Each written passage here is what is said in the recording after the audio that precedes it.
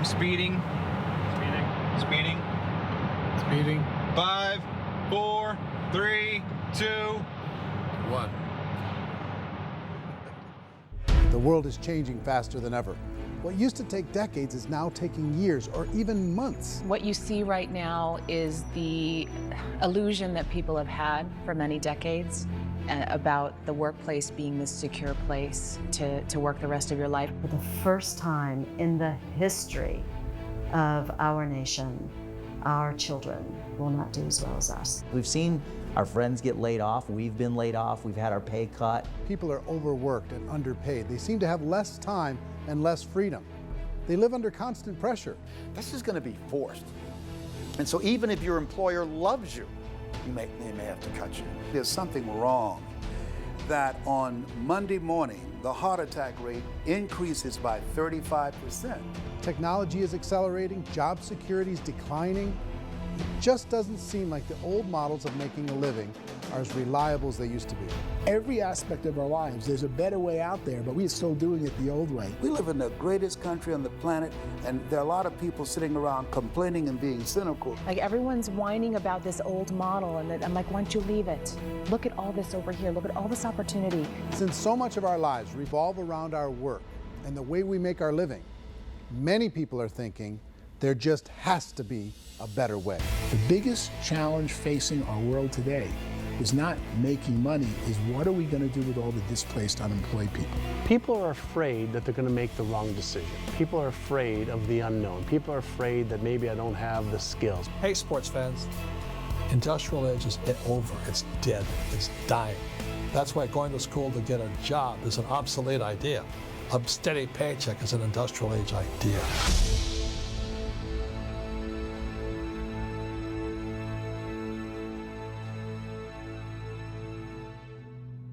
It's the search for answers that has brought us here together today.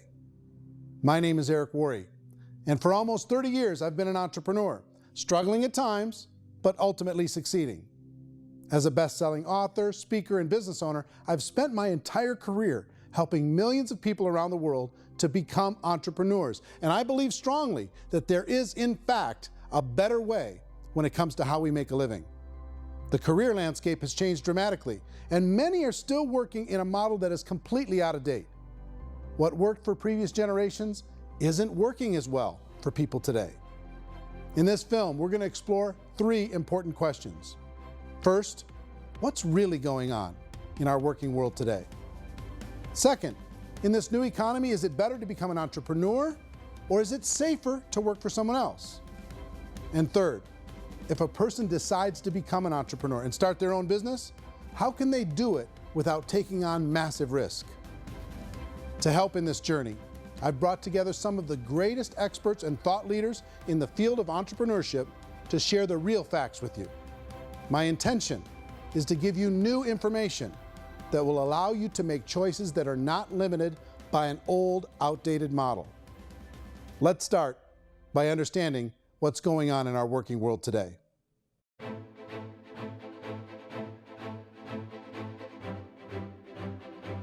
Let's look at unemployment. 30–40% of the people are honestly not working, but would be working. What our government does is if you haven't found a job in 6 months, we don't call you unemployed. We pretend you dropped out of the labor force. I've often said that unemployment, particularly structural unemployment, that's unemployment due to technological changes, is the first sign of economic growth. Think of it, 10 people live on an island. They go out every day and fish. One day, new technology shows up. A missionary brings them a net. Now, using the net, one pilots the boat, one throws the net. 2 fishermen can do all the work 10 used to. That's a 500% increase in productivity, 2 doing the work of 10, in one day. You don't have to learn a lot to learn how to throw a net instead of throw a fishing line. The island's got a big problem, 80% unemployment. But the island still has all the wealth of the fish because the 2 people produce as much fish as 10 did. Now, of course, looking back in history, these changes used to take thousands of years. And during that time, we went into farming and transportation. Some of us became doctors and some teachers and lawyers, and we developed all these new professions and new manufacturing jobs.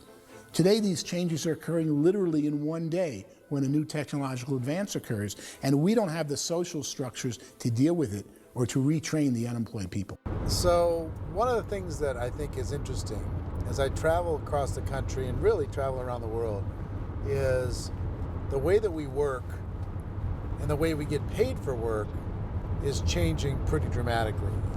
On a global basis, everything is being turned upside down because of the rapidly advancing technologies.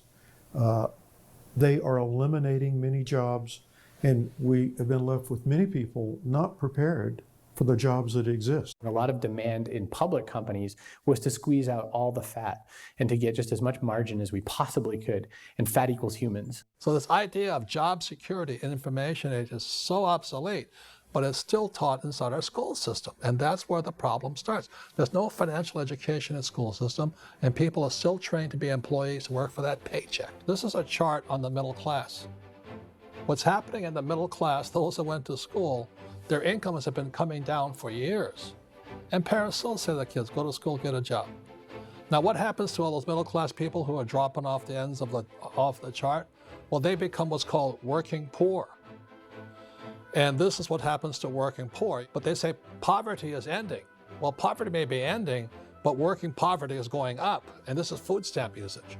So food stamp usage in America is going through the roof right now, because people cannot earn what they call a living wage. Most people have experienced financial pressures that I think are probably greater than they have been in the past. If you're not working for yourself, then it's going to be a pretty hard road for a lot of people. Today, if you're going to control your future, the 40-40 plan is gone, where you can graduate from college and get a job and work for 40 hours a week for 40 years.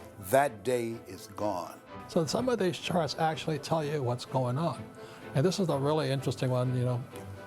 People are going back to school because if I go back to school, I'll get a nice job. But this is what's happening to, it's called Sallie Mae, which is the student loan guys. Student loan is going through the roof. It's now over $1 trillion, and student loan debt is worse than credit card debt.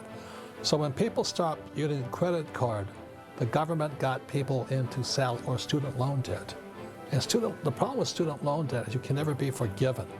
See, with credit card debt, you can declare bankruptcy and all's forgiven. But student loan debt, you can declare bankruptcy, you still owe it. It's the worst of all debt. But this is the next picture. Look at this chart here. This is what's happening to wages of college graduates. It's going down. So you go to college, you rack up all this debt, but you earn less money. Now, that's not that intelligent. Average person who's been working a lifetime in America today is ending their lifetime at 65 with about $41,000 in assets. They earned just enough to survive. I think in the United States we have something like 17 trillion in debt. That's just the federal government debt. We got another 2 in municipal and in other, let's call it almost 20 trillion government. We've got 40 trillion in private debt. That comes up to close to 60 trillion. When you then add something we never had before, what you were talking about, when we look at the unfunded portion of Social Security and primarily Medicare, Medicaid, that at the most conservative estimates from outside firms, Kleiner Perkins, 67 trillion and growing. That's more than all our other debt. There's less conservative estimates that say it's 84 trillion or higher. I added up conservatively $127 trillion in total debt. Debt is a financial drug. When you take it to excess, it's like taking a drug. Yeah, it makes you feel better, it enhances your performance, but at a huge cost, eventually it kills you. And so that's what happens. We keep doing more and more debt, and you get less and less results, just like a drug, until the debt gets so high that it crushes the whole system. That's where we're at, 8.2 times GDP. You know who I feel sorry for? I feel sorry for the person who dreads going to work, who is sick to their stomach on Monday morning, who hates their alarm clock, who gets a little glimmer of hope on a Wednesday because it's hump day and says, thank God it's Friday.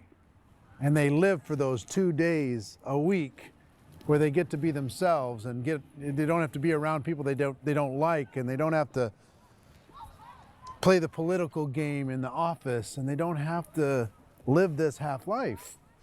The person that works 50 weeks a year just to be able to have the 2 weeks for vacation. And you know what happens to most of them? Nowadays, they don't have a vacation. They have a staycation. They have time off of work, but they don't get to go where they want to go because they're overextended. They've got all this debt. They got all this situation. They hate their alarm clock. They can't sleep until they're done. They have to spend most of their life in traffic.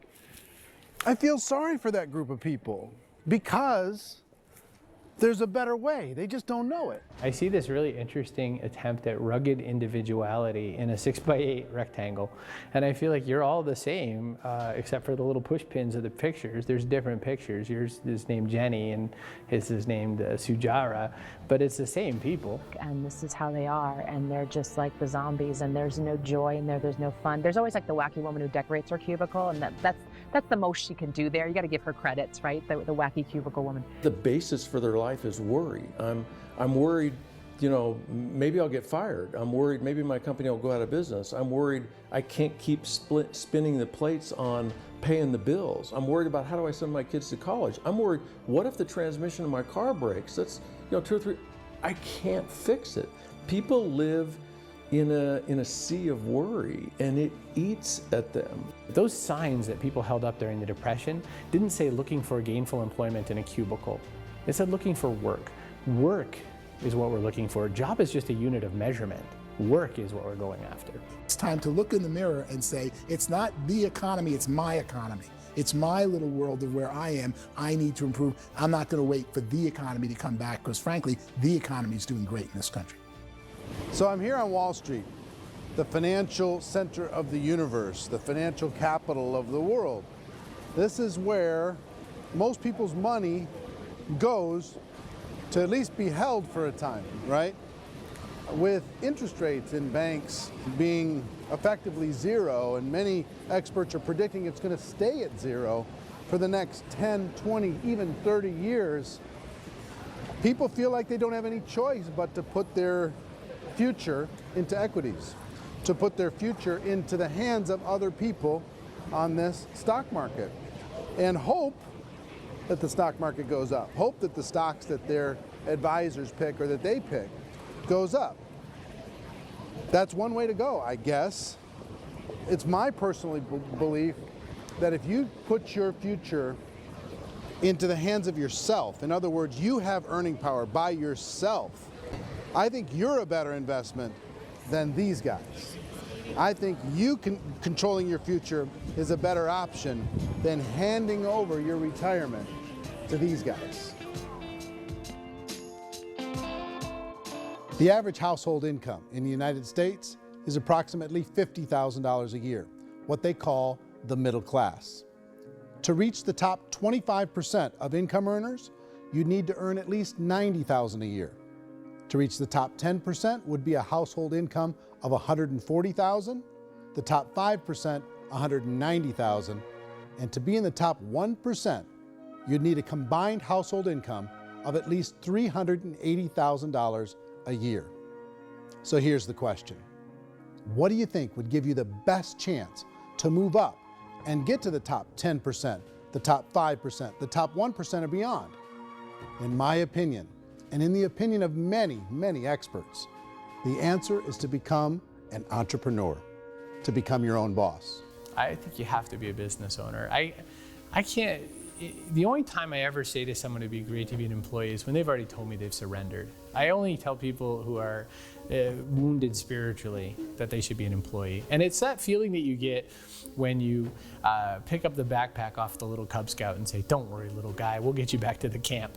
You know, it is in no way a kindness when I tell someone they'd be a great employee. The other status symbol really increasingly is lifestyle. I mean, people who can own their own business, maybe even work out of their house, that I tell you, people admire that. Like, gosh, I wish I could do that. The spirit of the entrepreneur is to be a risk taker and to be resourceful and unstoppable and to have a vision of yourself beyond where you are and not willing to settle for life as it is. Think about the great entrepreneurs. They're visionary. They have heart. They're willing to do today what others won't so they can do tomorrow what others can't. Personally, I don't think of the new economy, the old economy. I create my own economy. The entrepreneur's in control. I decide what the economy is going to be like. In the world of entrepreneurship, there are no limits. you can make as much as you want, depending on how much you want to work and how smart you are and how great a team you put together. There's no more lifetime rewarding business than being an entrepreneur. Why in America, where anyone could be anything, would people want to give up their freedom and become effectively a modern-day slave, told shut up and be here every morning at 7:30, leave at 5:30, and do what I tell you? If people decide to become an entrepreneur and work for themselves, they have some traditional options, but they're riskier than you might think. Any kind of a retail business, retail build-outs, is extremely expensive. Even just these small little yogurt stores where they're putting little yogurt machines and you get all the different flavors, you're spending $200,000, $300,000, $400,000 to open a yogurt shop. I would love to buy a Dunkin' Donuts, but it's $500,000 or so to start. I don't quite have that just-in-case money. Risk you can lose it all, and most guys do 2 or 3 times, and even big guys like Branson, because I'm such a fan of his, half his companies don't work. If you make $1 million, your problems are going to go. If you make $1 billion, your problems are really going to go. Just the opposite. You and I know when you're making $1 million, you got $1 million responsibilities. You make $1 billion, you got 1,000 times $1 million responsibilities. And most people say, I'd love to be my own boss. 70% of Americans would love to be their own boss, according to recent polls. But they don't know how to get there. Because what are you going to do? One, you could buy an existing business. If somebody's selling an existing business, you have to ask why. Usually because it's probably hard. It's probably not making as much money as they hope. 2, they could buy a franchise, a little less risk, proven system, but it's expensive to be able to do that. 3, they could start something from scratch. And that's where a lot of people feel like, I don't have the chops to do it. I don't have the money, I don't have the product idea, I don't have the expertise, I don't have whatever it's going to take to be able to get there, and I can't risk my family to do it. So, 4th, they could become an investor.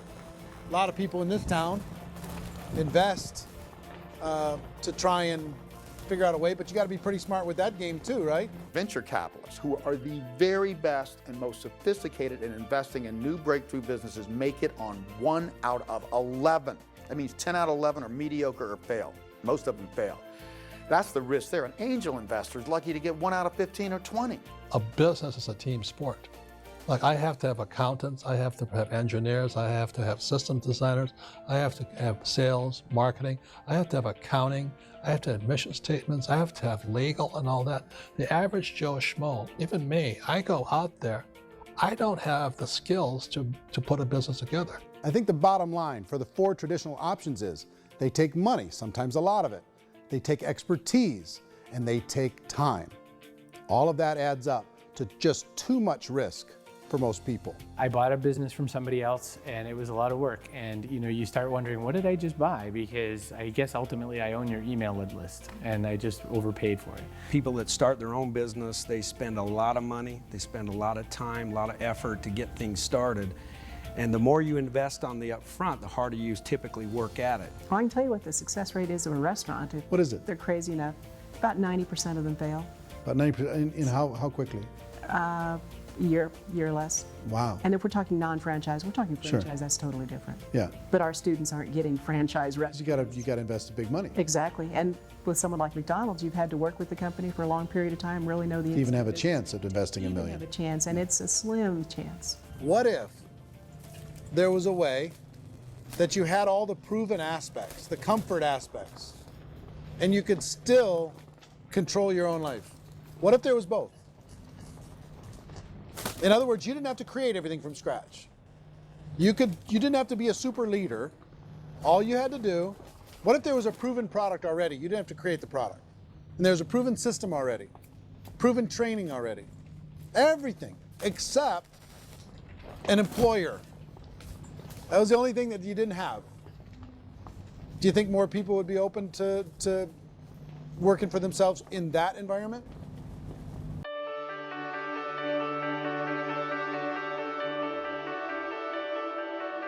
In our search for a better way to make a living, we've come to the conclusion that becoming an entrepreneur is actually safer than being an employee. And through our look at the entrepreneurial options, one particular path kept coming up from expert after expert. And I think most people will find it surprising because it's certainly a non-traditional business model. That model is for people to start their own business and become an entrepreneur through the creation of a network marketing business. Some people call it direct selling because the product is being sold directly from the manufacturer to the end consumer, cutting out the middlemen. Other people call it multi-level marketing, or MLM, because there are multiple levels of commissions paid. The most common term today is network marketing, because network marketing best describes using a large group of independent distributors, independent entrepreneurs, to move a product or service more efficiently. So my friend here, Donald Trump, and I, we always write about the network marketing industry. And the reason we support the network marketing industry is because it really is a business school for entrepreneurs. Because most people come out of school looking for a paycheck. Oh, that's terrible. I went to network marketing like that. I think if it didn't exist, we should invent it. It is that good. I think direct selling is a great way to do business today. It's very easy to get into that industry, and you can be self-employed, be in effect an entrepreneur. When we see multi-billionaires adding network marketing companies to their portfolio of companies, that would be a clue. When we see people who are very famous authors and very famous business people endorsing the industry, that would be a clue. These network marketing companies aren't $50 million companies, they're billions and billions of dollars. They lead the stock market, they're major companies. When we're going to get it? You know, and you're going to school to work for a paycheck, but if you want to be rich, be an entrepreneur, and network marketing gives you the spirit to be an entrepreneur. A traditional company will spend up to 50% of their total revenue on marketing. Network marketing companies use a different approach. Instead of having all that extensive marketing expense, they utilize a network of independent distributors to do the marketing for them. Now, why do they do this?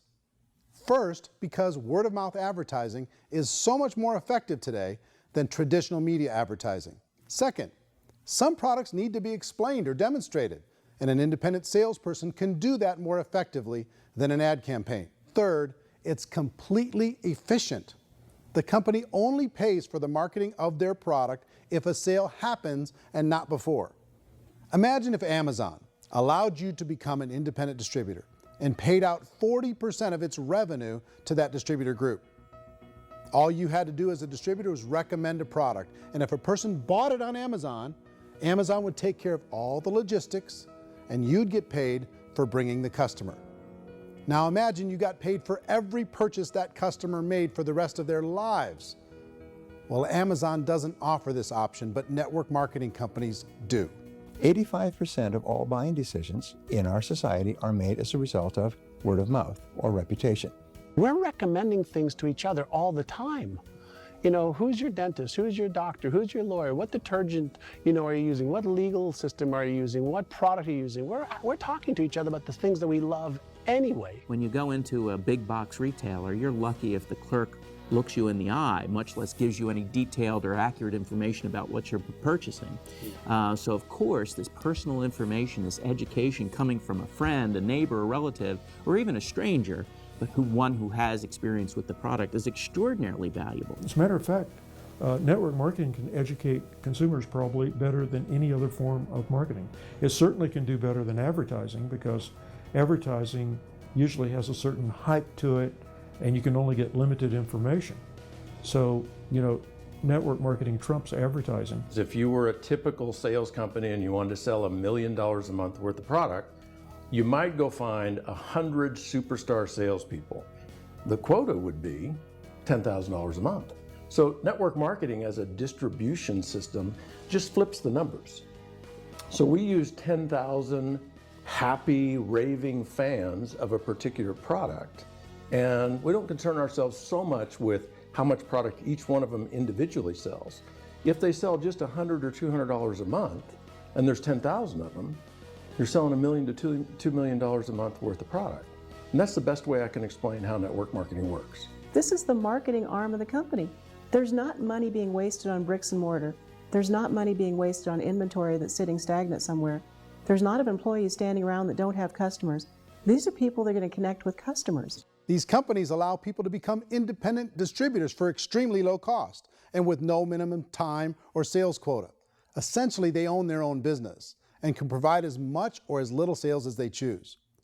In other words, the distributor gets all the benefits of traditional business ownership without the risk. The advantage of network marketing is the ease of entry, the low risk, and the low startup cost, because almost everything else has very high risk. You can get in for a minimal investment. You're buying into a system that's already been proven, products or services that have been proven to work. The keys to network marketing is providing an opportunity for the masses to get involved, providing an opportunity for the average person who doesn't have the resources to start their own business.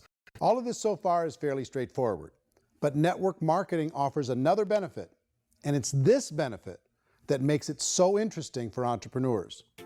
Network marketing allows a distributor to build their own network of other distributors and then compensates them on the sales created by that entire group. Direct selling is, at its base, very simple. It's the sale of a product or service to an individual on a face-to-face, one-on-one basis, just the way we're talking right now. But there's an important element as well, and that's the offering in conjunction with that sale of product, the offering of an opportunity for someone to make something of themselves. No matter what your social status is, no matter what language that you speak, I mean, look how many unbelievable people are becoming successful that speak every kind of language out there. What an awesome gift to give the world. Instead of having to work your way up in a system and prove that you could be a sales manager, they just decided everybody can be a sales manager. Everybody gets to build a sales team from day one. And so what that brought into the system of growth as a direct selling company is the concept of compounding or geometric progression. Because now you can actually grow a sales force very quickly because everybody is enrolling people in their own sales force. People who are like, oh, this is weird, I'm building a sales team, or what do you think you do at a regular company? How do you think a regular company works? Network marketing is the only industry that doesn't say your past determines your future. It looks at your past and says, okay, now what can we train you to do so you can have a great future? Every other employer out there wants to exploit you for what you already know, not teach you something new. Network marketing has the potential to save the United States and the world, because it's going to teach people not to be employees, but to be entrepreneurs.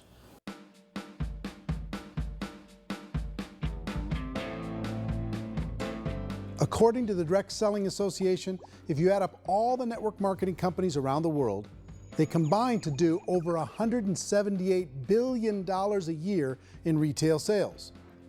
To give you an idea of how big that really is, the NFL, the National Football League, does approximately $9 billion a year. The music industry does a little more than $16 billion a year, and the movie industry does about $80 billion a year. Using a conservative average, network marketing companies pay their distributors about 40% of that $178 billion in the form of commissions, which adds up to more than $71 billion a year. That's almost $6 billion a month. It's almost $200 million in commissions every single day. So it's certainly working, and people are making serious money in network marketing. With the growth of the direct selling industry over the last 10, 15, 20 years, we've seen a broader understanding of the channel. We have seen more and more people getting involved in the business, so our penetration in the marketplace has increased, and thus the understanding in the marketplace of who we are has increased. And we've seen non-direct selling companies look at the direct selling model and say, something's going on there.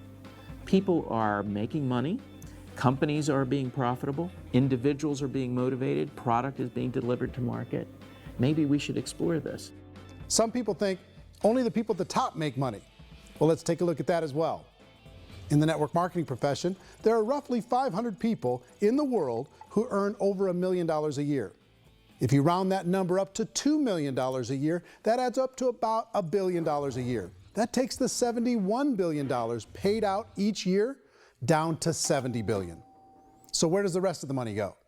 The vast majority goes to part-time people making anywhere from a few $100s a month to many thousands of dollars a month. It goes to people who choose to make it a full-time career move and earning even more than that. Every day, people are using the money they earn through network marketing to pay off debt, have more fun, and improve the quality of their lives. Everyone I know in network marketing has been doing that since the 50s.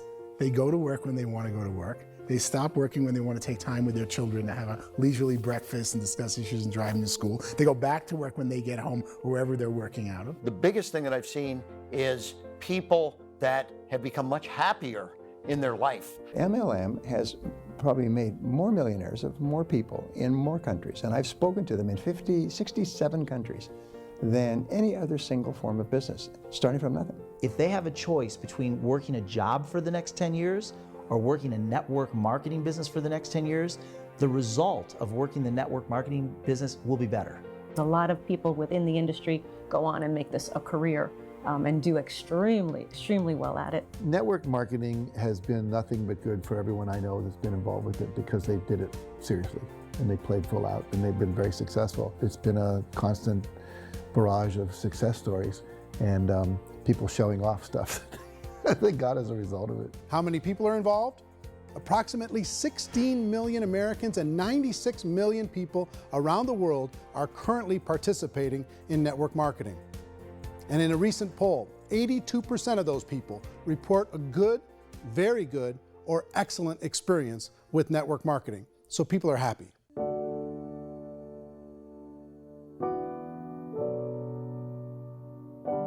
So I've taken a look at the network marketing profession and really tried to understand why so many people are confused as to the validity of this as a business. One is this pyramid shape. People get really messed up with this pyramid. Oh, it's one of those pyramid things. So I just think there are a lot of haters out there who really don't understand the industry and say, oh, it's a get-rich-quick scheme. It's a pyramid. Well, corporate America is a pyramid scheme. You know what I mean? It goes like this. You have thousands of MBAs, let's say working for Ford or General Motors or Coca-Cola. If all these MBAs are all trying to get to here, that's a pyramid. Only one guy's going to make it. Every 10 years, one's going to make it.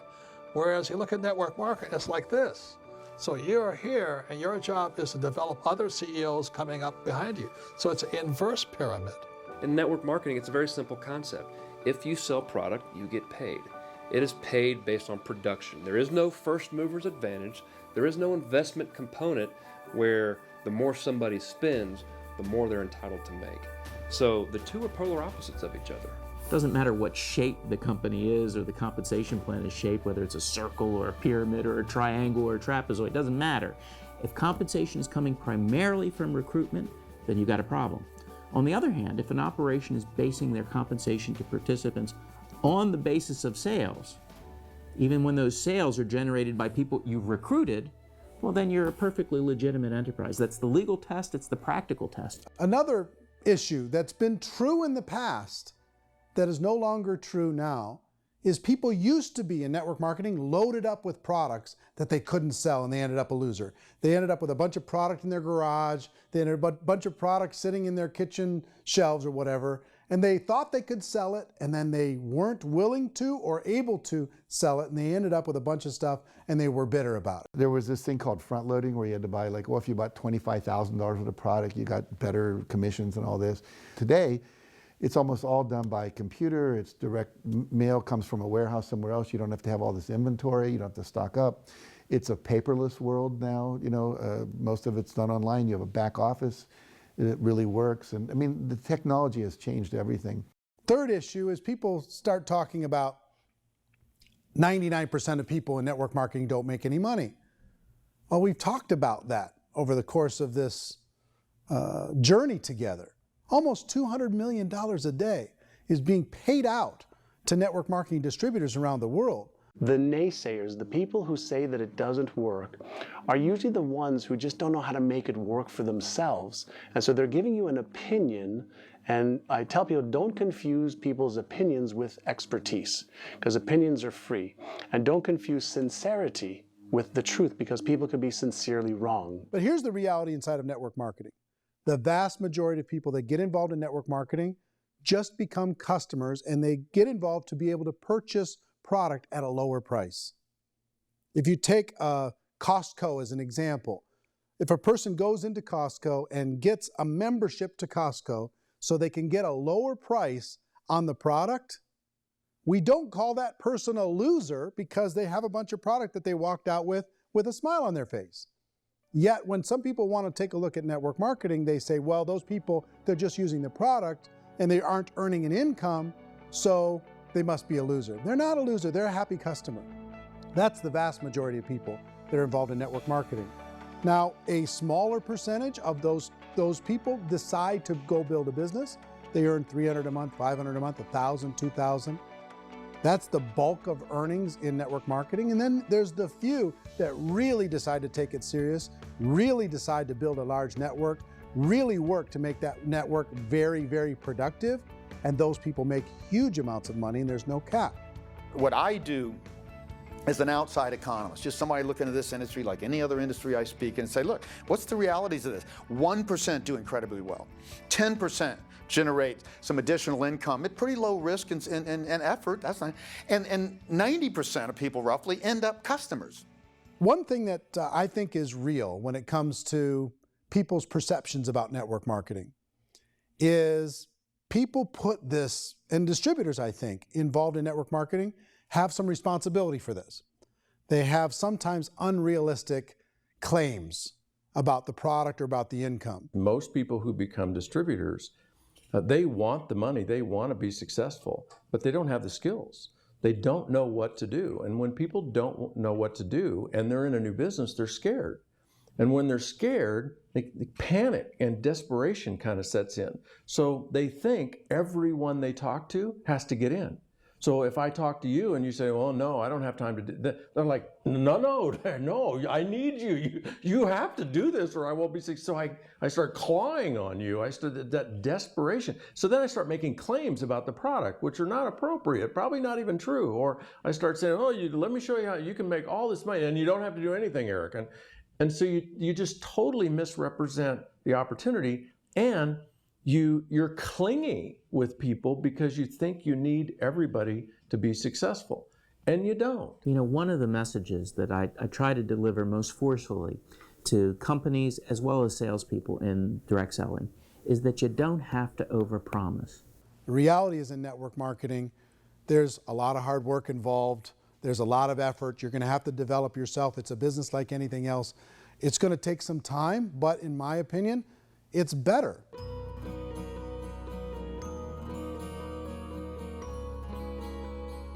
It's light years better for people starting today than it was even 5 years ago. I think it's more widely accepted now, and people understand it is a business. It is being an entrepreneur. It is being a business owner. Our belief system is based upon our evaluation of something, and frequently if we reevaluate a situation, our belief about that situation will change. The industry has changed and it's grown up. It's totally transformed. You've got young people today that have grown up with social media, and they understand networks. They understand how people are connected through technology, and they understand how money flows through those networks.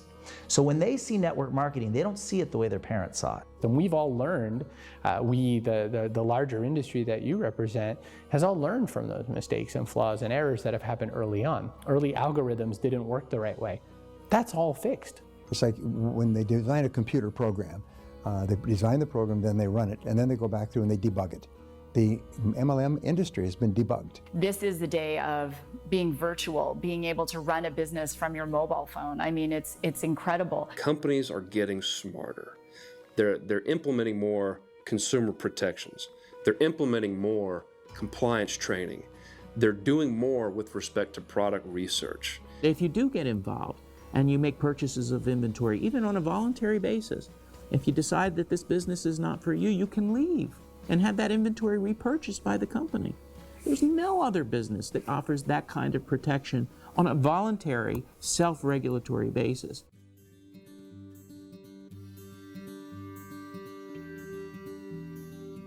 If you decide to look further into a network marketing business in order to generate more cash flow for your family, I would recommend reviewing the following 4 elements.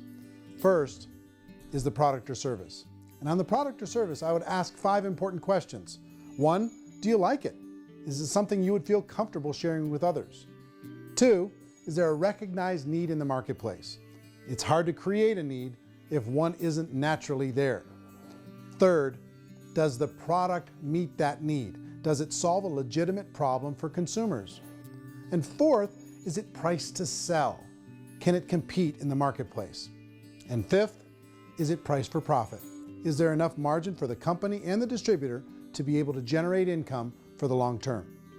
If you can answer the questions on the product to your satisfaction, the next element to consider is the company itself. Is it well run? Do you believe in the founders or the management team? Do you feel they have what it takes to go all the way? See, it doesn't matter how good the product is if the management can't take care of the company. Good management can change with the times. They can handle adversity.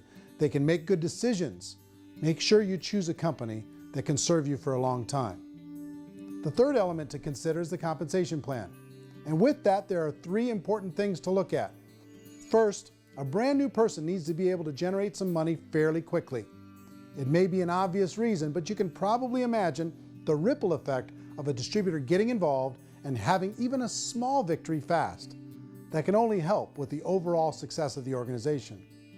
Second, a person should be able to develop a moderate part-time income in a reasonable period of time. As they develop their network and as their sales grow, they should be able to enjoy more benefits. And third, for the people who are really serious, for those who decide to really go pro in the network marketing profession, there should be the possibility to make a serious full-time income if they work hard and are committed to developing their skills.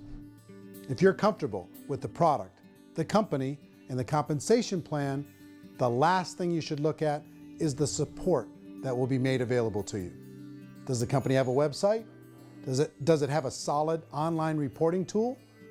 Do they have comprehensive training available? Do they host events to help you build your business? If you decide to do this, what kind of a support system can you plug into? Choosing a network marketing company is a personal decision. But evaluating the four elements of product, company, compensation plan, and support is a great place to start. Is the company promising that you're going to get rich quick or that you can make a lot of money without a lot of effort? That's a red flag. Is there a product that you really believe in that you think can be sold? Or are you being told by salespeople or the person who's trying to recruit you or by the company itself that don't worry about the product, all you have to do is recruit other people into the business? Red flag, warning sign. If you're hearing that, take a second or even a third look. Get to know the customers, the products, the business, have some success, and see where the opportunities might take you to move up in the organization. You want to find out how concerned are they about my education, my training, and my development? Is there a space for me to grow? Most important question. Learn everything that you can about the product. Make sure it's something that you believe in, and learn everything you can about the industry and work that system. You have to be very passionate about whatever that company is doing. I would get involved. You can always test drive anything, you know, the product, the service, the community, and then lean into it a bit. If it feels good, then lean into it a lot. Behind me is the Lincoln Memorial. And this is a place where Martin Luther King Jr. had his famous "I Have a Dream" speech. And at that speech, he talked about his dream for equality for everyone around the world, and that's a noble dream. But I think more people need to remember what it was like when they were kids and the dream was still alive in them, before it got beaten out of them by reality, by this paycheck, by these responsibilities, and by having to live for this job to pay the bills. I think people need to remember that, go back to that. Once they know that there's a better way, I think their future is going to be much brighter. They can live a better life.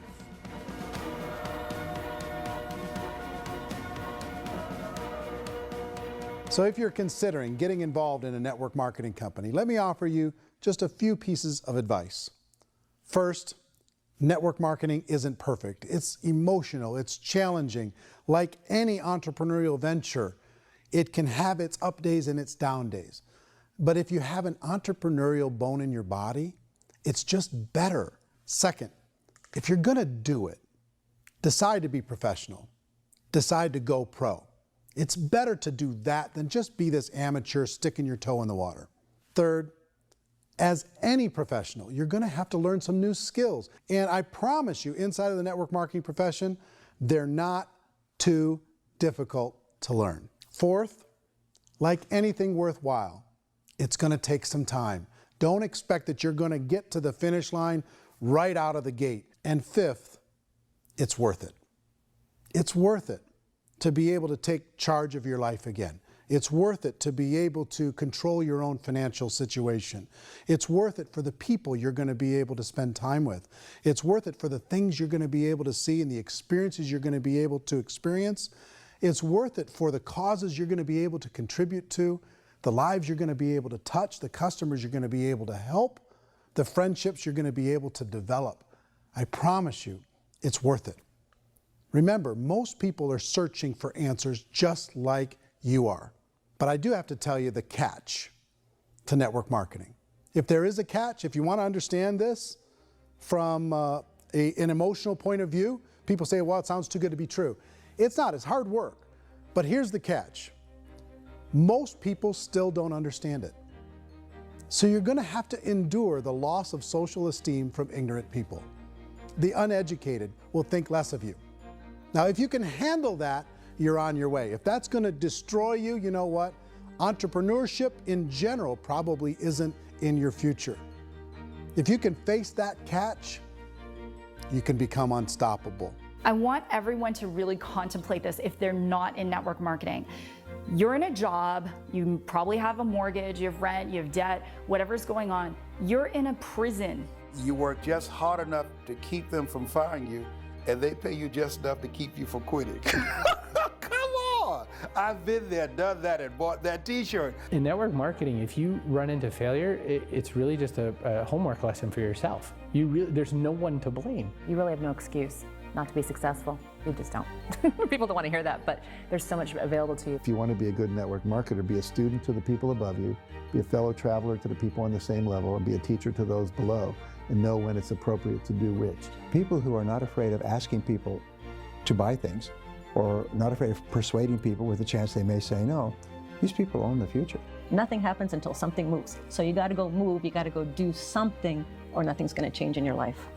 In the beginning, you're going to do a lot of things that you don't get paid for. But as you go down the road, you get paid for a lot of things that you don't do. And your job is to rehabilitate the spirit, the entrepreneur spirit in all of us. Get it back. Either give it a strong yes or a strong no, but no wishy-washy, dilly-dally stuff in the middle. There's dreams and there are nightmares, but I believe that the biggest nightmare of all is when you don't pursue your dream. You're going to see some monumental growth in this profession. It's an exciting, exciting time to be involved with the network marketing profession. The next 10 years, I see just exponential growth. When that tipping point comes, it's not a matter of asking somebody, have you ever heard about network marketing? You're really asking them, which company are you building your wealth in?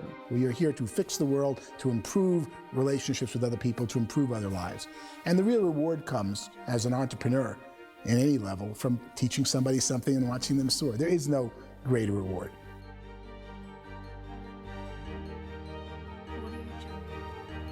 Life's too short to spend it living someone else's dream instead of your own. It's too short to spend it living at a fraction of your potential. Can being an entrepreneur be a challenge at times? Sure. But here's what you get in exchange. It can be yours.